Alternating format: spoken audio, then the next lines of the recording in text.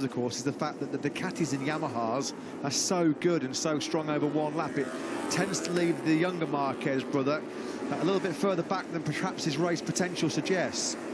They head out then on their sighting lap to get to the grid. Luca Marini, one of 3 rookies ahead of their MotoGP debuts, of course. Bastianini and Martin also. Brad Binder is a Sunday man, but he's got more than a job on his hands, as we mentioned a minute ago. It has not been a happy hunting ground for KTM, this Losail International Circuit. They've never had a top 10. They'll be hoping to change that. Fist pumps all around them. We've seen that a few times already this weekend. There'll be chest thumping going on very, very shortly as well. Paolo Ciabatti, Ducati Sporting Director, the technical boss, the big boss of Ducati Corsa, Gigi Dall'Igna, just passing on their wishes for Jack Miller. Can Ducati win for a 3rd season in a row? Jack Miller coming into this race weekend felt like he'd not had, or never had, a better chance of winning in the drive for the first time. I just wonder, though, whether this dramatic sudden change in the conditions with this strong gusting wind around, whether it's certainly going to throw a curveball to a lot of riders, but we know that the Ducatis do struggle in windy conditions. They do. Has the wind died down a bit? That's the big question, because when the sun sets here, you do tend to get a drop in wind. The MotoGP riders will certainly help. So here goes El Diablo.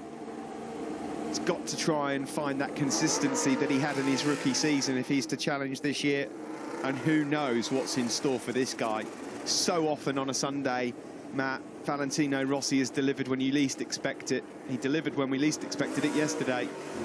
Is it going to be podium 200? I've been fortunate enough to be part of this Grand Prix circus since Valentino came into the paddock in 1996, so I'm certainly going to be the last person to write him off and say he's not going to be fighting for the victory tonight, because you write that guy off at your peril. I would not put it past him at all in making it 200 MotoGP podiums, which he's been stuck on for quite some time now. And talking of podiums, time didn't he, because he was great in the hottest conditions of the day. First front row then in MotoGP, or first pole position for Pecco Bagnaia. He's got factory Yamaha company with Quartararo and Viñales on that front row. Valentino Rossi in 4th place ahead of what was sure to be the fast-starting Jack Miller and Johann ZARCO, who broke the new top speed record in MotoGP last night, an astonishing 222.5 miles an hour. Franco Morbidelli then 7th, ahead of Aleix ESPARGARO. A lot of people think ESPARGARO might fight for the podium. Alex Rins and Joan MIR, what can they do from 9th and 10th? We know how good the Suzuki is at managing its tyres towards the end of the race. Nakagami 11th, ahead of Pol ESPARGARO in 12th, ahead of his factory Honda debut. Enea Bastianini was just 0.05 of a second away last night from Q2. What a ride by him. Jorge Martin, fellow rookie, starts ahead of Miguel Oliveira. Alex Marquez, Stefan BRADL continuing to deputise for the absent Marquez in 17th, ahead of Luca Marini. What a night for the Marini-Rossi family with the 2 brothers on the grid for the first time.